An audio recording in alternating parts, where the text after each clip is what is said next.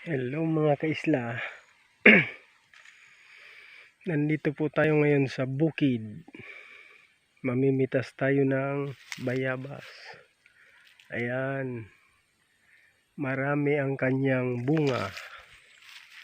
Ito yung masarap dito sa lugar namin kasi kahit saan makakukuha ka ng libreng prutas. Mukbangin natin. Harap.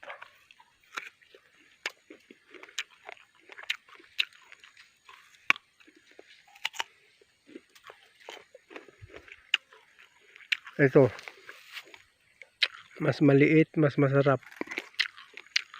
Matamis siya.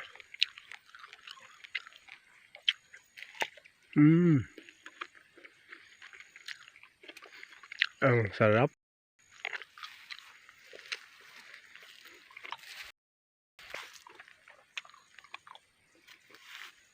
Daming bunga oh. Naghahanap kasi ako nung kalabaw ko nawawala.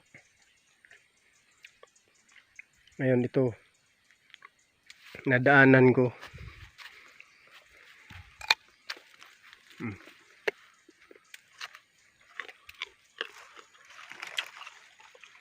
Mas maliit, mas masarap.